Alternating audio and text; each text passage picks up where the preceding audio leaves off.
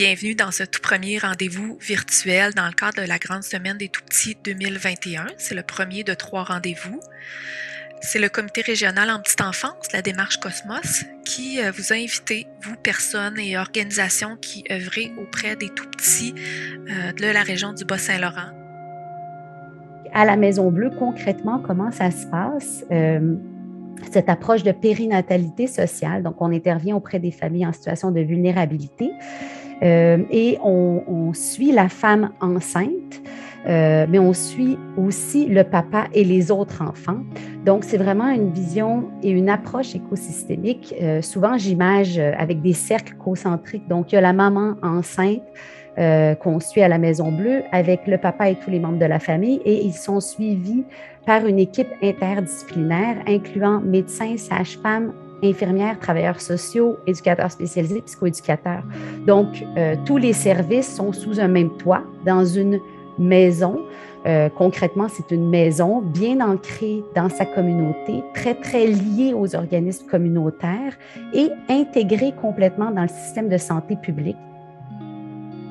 L'initiative Amis des bébés, on se rappelle que c'est le respect de 10 conditions, initialement pour le succès de l'allaitement maternel, mais au-delà de l'allaitement maternel, ça peut vraiment bénéficier à tous les bébés. IAB, c'est du contact peau à peau, c'est de la cohabitation, c'est la reconnaissance des signes de faim. Fait que c'est bon là, vraiment pour tous les bébés. Fait que c'est vraiment la proximité, la présence, l'écoute des signes de son bébé. Donc, c'est bon pour... c'est vraiment la base du développement du lien d'attachement.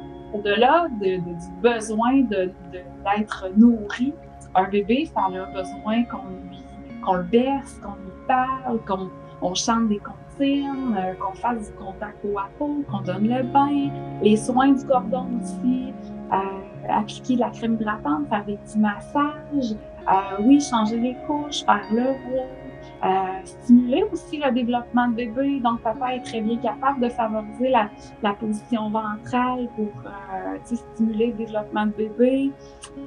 C'est s'occuper de bébé pour que maman puisse se reposer entre les tétées. Donc, le rôle du papa, là, c'est d'être présent. On veut accompagner vraiment les familles pendant les 1000 premiers jours de vie, donc la grossesse et les 2 premières années de vie de l'enfant. On parlait tantôt avec Amélie de diminuer le bébé de petit poids, c'est aussi ça le cœur de naître en santé. Mais le volet aussi acquisition de saines habitudes alimentaires a été ajouté avec le volet 1000 jours pour savourer la vie. Donc, on parle de bien manger, cuisiner, manger en famille avec celle-ci. Puis, à différents moments clés du développement de l'enfant, par exemple, pendant la grossesse, c'est sûr qu'il y a des actions à prendre via la maman pour que le fœtus soit bien nourri.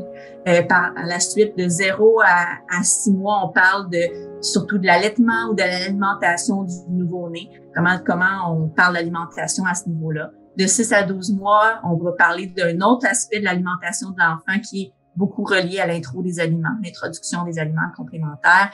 Et le 12-24 mois, on continue d'impliquer l'enfant, de manger à table avec lui et aussi de gérer avec son autonomie, son besoin d'autonomie parce que le refus de manger, le besoin de faire tout seul, c'est aussi via les aliments. Donc, il y a tout ça qu'on regarde avec les parents, avec des outils. Puis aussi toute l'ouverture vers la communauté. Donc, depuis 2018, quand tu disais tantôt que vous utilisez beaucoup les trousses, justement, dans les communautés, dans les bibliothèques, c'est ça aussi. C'est que les familles, on le sait, ils vivent pas dans le CLSC, ils vivent dans une communauté. Puis, pour faire en sorte que le message soit cohérent quand on parle d'habitudes alimentaires chez les familles, pour les aider à acquérir de saines habitudes alimentaires et les maintenir, c'était aussi de travailler avec les organismes de la communauté. Donc, il y a beaucoup d'arrimages qui sont en train de se créer. Vous êtes un exemple, justement, d'arrimages qui se créent dans la communauté entre le réseau et les milieux communautaires.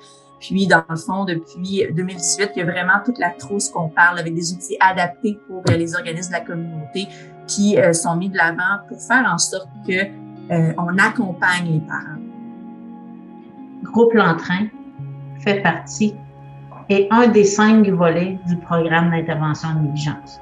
Le groupe s'étend sur 2 ans, donc il y a 4 modules, 2 par année, un à l'automne, un au printemps. Donc, c'est à peu près 10 à 12 rencontres par module. Donc, c'est les on peut dire à peu près sur 3 mois.